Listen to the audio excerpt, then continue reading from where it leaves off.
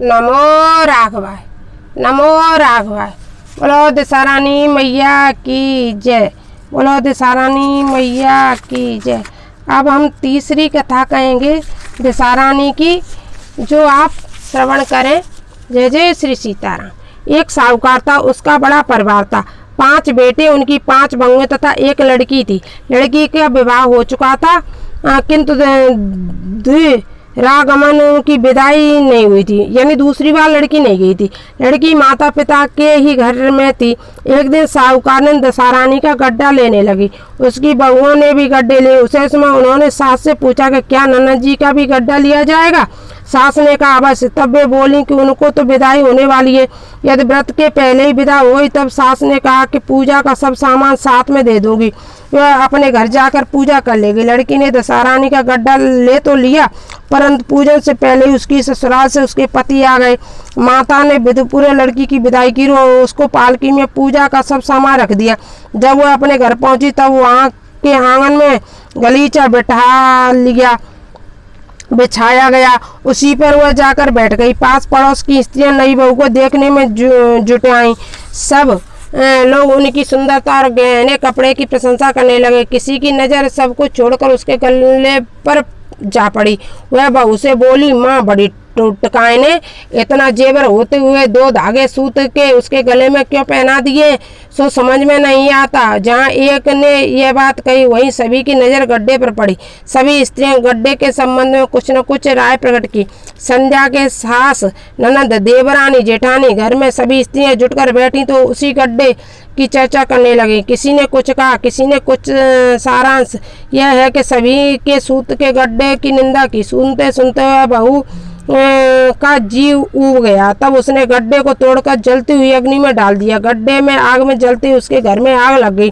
धन धान्य सब जल गया। सब आदमी अपने अपने प्राण लेकर भागे। उस जले घर में स्त्री पुरुष दोनों रह गए। बाकी सब 3-13 हो गए। घर का सब सामान जल चुका था। खाने को अन्न न था, ना पहनने को वस्त्र। इसी कारण दोनों जने की गांव छोड़कर चल दिए। आगे स्त्री, पीछे उसका पति। दोनों चलते चलते एक गांव में पहुंचे जहाँ की वह लड़की थी। उसने पति से कहा कि जब कोई जीविका नहीं है तब तक तुम झाड़ झोड़ कर पेट भरो, मैं भी किसी मजदूरी की चिंता करूंगी। पति झाड़ झोड़ने लगा और स्त्री एक कुएं की जगह पर जा बैठी। उस कुएं पर सारे गांव की स्त्रियां पानी भरने आया करती थी। उस लड़की के भावजें भी आईं और उसे वहां बैठी देखकर बोली कि बहन, तुम तो किसी भले घर की लड़की मालूम होती हो, कैसे बेकार बैठी हो। कहो किसी के यहाँ रहोगी तो नहीं। लड़की बोली अवश्य, परंतु मैं तो चौका टहल करूंगी, ना खराब बखाना जाऊंगी। वहीं भावज बोली कि हमारे घर में तुम्हारे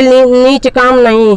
जब से हमारी ननद ससुराल चली गई तब से हमारे बच्चे रात दिन रोते रहते हैं। तुम्हें उन्हीं को खिलाती रहना और हमारे घर में सीधा लेकर अपना भोजन बनाकर खाया करना। उसने रानी होने पर स्त्रियां घर में गईं और सास से बोली कि माता जी, कुएं की जगह पर एक अनाथ दुखिया लड़की बैठी हुई है, हमारे यहाँ रहने और तुम्हारे नाती खिलाने पर राजी है। तुम्हारी आज्ञा हो तो उसे रख लें। सास ने कहा खुशी से रख लो, परंतु इतना कह देती हूँ कि पीछे से कलह न करना। सब बहुओं ने कहा कि नहीं करेंगी। सास ने आज्ञा दे दी और दूसरी बार पानी भरने गई और दुखिया को अपने घर लिवा लाई। वह अपनी भावजों के लड़कों ये बच्चे खिलाती और बना खवाकर निर्वाह करती हुई रहने लगी। देवास फिर दिशारानी के गड्ढे लेने का दिन आ पहुंचा। बहुओं ने पूछा कि क्या दुखिया के गड्ढा भी लिया जाए। सास ने कहा कि जब वह घर में रहती है तब उसको क्यों बाहर किया जाए, उसे भी गड़ा लेना चाहिए। तब बहुओं ने कहा कि इसी तरह रोकते रोकते तुम्हें ननद जी का गड्ढा लिया था, आखिर पूजा न हो पाई और उनकी विदाई हो गई। अब दुखिया को गड्ढा लिवाती हुई, यदि पूजा होने के पहले यह भी चली गई तब सास बोली तब क्या हानि है, तुम्हारी ननद ने अपने घर जाकर पूजा की होगी। दुखिया पूजा होने तक यहाँ रहेगी, यह अपनी पूजा में शामिल हो जाएगी, न होगी चली जाएगी। यहाँ जहाँ जाएगी वहाँ पूजा कर लेगी। सर्व संपत्ति में दुखिया ने भी दिशारानी का गड्ढा लिया। 9 दिन तक कथा कहानी होती रही। व्रत यथाविध हुआ और 10वें दिन साहूकार की 5 बहुओं और उनकी सास ने स्नान किया। घर में गोबर के चौका लगाया, चौका पूरा, पूजा की तैयारी करने लगी। तब दुखिया बोली कि भाभी मुझे फटा पुराना कपड़ा मिल जाए तो मैं भी स्नान कराऊं। तब बहुओं ने सास से पूछा कि हमारे पास ननद जी की साड़ी पड़ी है, कहो तो इसे दे दे। जब ननद जी आई तब उनके लिए दूसरी साड़ी आ जाएगी। सास ने कहा दे दो मुझे, क्या तुम्हारी ननद झगड़ा ना करे, तुम जानो तुम्हारा काम जाने। अपनी पुरानी साड़ी लेकर दुखिया स्नान करने गई। उसने सिर से स्नान करके साड़ी पहनी और गीले बाल बिखराए हुए घर आई। वहाँ पूजा होना आरंभ हो ही रहा था कि वह जो ही पूजा के पास जाकर बैठी त्यों ही भावज ने कहा, यह दुखिया ननद जी की उनाहार है। इन पर सामने नाराज होकर कहा कि तुम लोग बड़ी चंचल हो, पूजा के समय भी बकबक लगा रखी है, चुप रहो, मैं कथा का सिलसिला भूल जाती हूँ। बहुएं चुप हो गई। दुखिया सहित सभी घर की सभी स्त्रियों ने पान किया। फिर सब इकट्ठी बैठकर एक दूसरी का सिर गूंथने लगी। एक ने दुखिया से कहा कि आप मैं तेरा सिर गूंथ दूं। वह दुखिया का सिर गूंथने लगी। कीले जैसी गूंथ उसके सिर में है, वैसी गूंथ हमारी ननद के सिर में थी। इस पर साहूकार ने को धोकर बोली कि मेरी लड़की अपने ससुराल में सुख भोग रही होगी, उसकी तुम कहाँ इस दुखिया से उनहार देती हो। सास ने बहू को दुत्कार तो दिया परंतु उनकी बात मन में लग गई। उस दुखिया ने कहा कि आज रात तुम मेरे पास लेटना। दुखिया से कहा आज रात मेरे पास लेटना। रात को जब बहुएं सो गई तब बुढ़िया ने पूछा, क्यों दुखिया तेरे नैहर में कोई कमी है? उसने बताया कि ऐसे ही 5 भाई 5 भौजाई हैं, तुम जैसी माँ और पिता है। पुनः बुढ़िया ने पूछा फिर क्या हुआ? वह बोली, मैंने अपने नहर में दशहरानी का गड्ढा लिया, उसका पूजन नहीं हो पाया। विवाह कर ससुराल को गई, वहाँ स्त्रियों ने मेरे गड्ढे को देखकर हंसी उड़ाई शुरू की। तब मैंने उस गड्ढे को आग में डाल दिया, उसी गड्ढे के साथ साथ गजर कर भस्म हो गया। सब लोग 3-13 हो गए। हम दोनों भागकर यहाँ चले आए। माता ने पूछा कि तेरा पति कहाँ? दुखिया ने जवाब दिया कि वह तो भड़भूजे के यहाँ भाड़ झोंकते हैं। साहूकारनी ने अपनी लड़की को पहचान कर उनके गले से लगाकर रोने लगी।